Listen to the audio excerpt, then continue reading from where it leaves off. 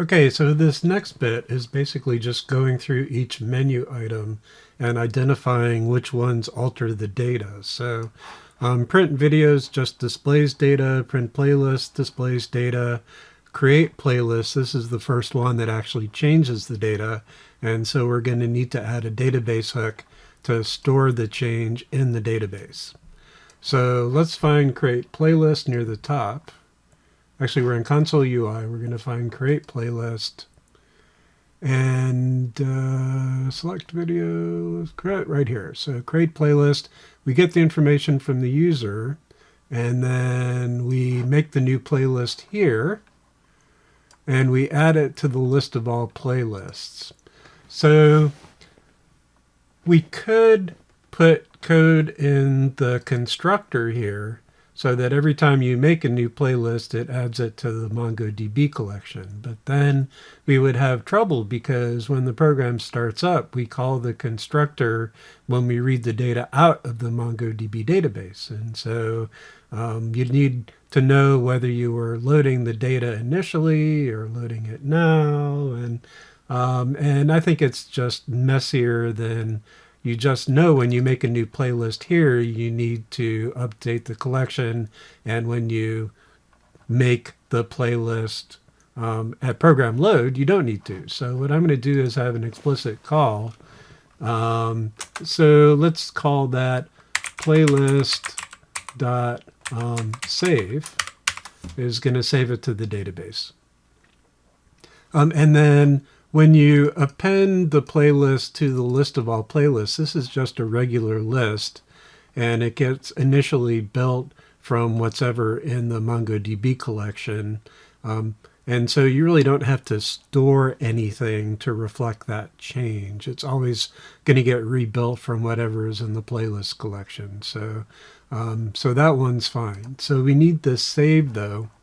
And so in the playlist class, we're going to add a save method.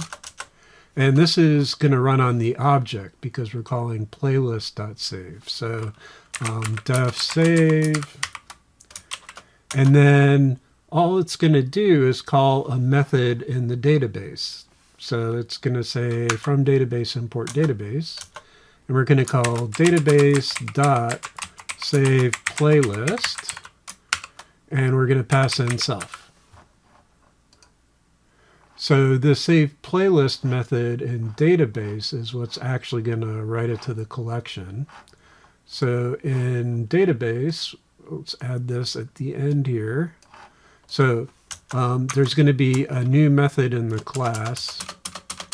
And this is going to be a class method because it needs access to the connection.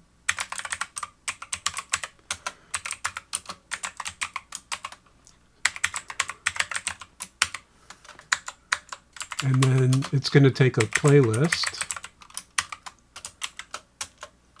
And then first we need to make sure we're connected to the database. So we're going to call cls.connect. And then there's going to be cls.playlist collection. Or is it playlists collection? Let me check. So it's playlists collection. And then we're going to insert one item here.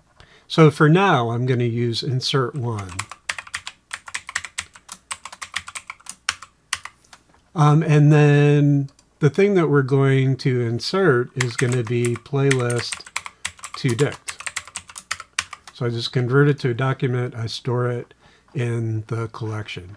Now, later on, we're going to learn about something called upsert, but for now, this is going to be fine. And that should actually be everything that I need to do. So let's go ahead and try it and see if it works. So I'm going to rerun the program.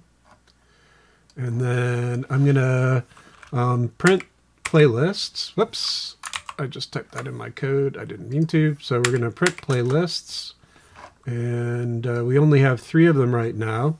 So let's go ahead and create a playlist.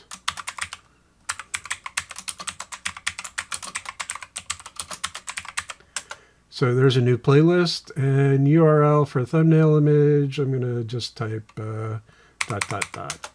and then description, dot, dot, dot. And then now I'm going to print playlists. And here's my new one. But then here's the exciting part. I'm going to exit the program and restart it. And I'm going to print playlists. And here it is. So it made it across the great barrier between stopping the program and restarting. Now, I don't have anything in this playlist yet, so if I do SP to show playlist and then I select for Manfred Mann's Earth Band, it's got no videos in it, but I can verify that the rest of this stuff is correct.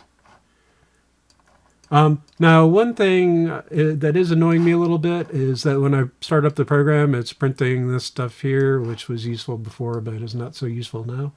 So I'm going to go ahead and get rid of that by changing my connect method to not print that stuff. But I'm going to go ahead and just comment it out in case I do want to re-enable it later on for debugging purposes. Okay, so that was the first storage method.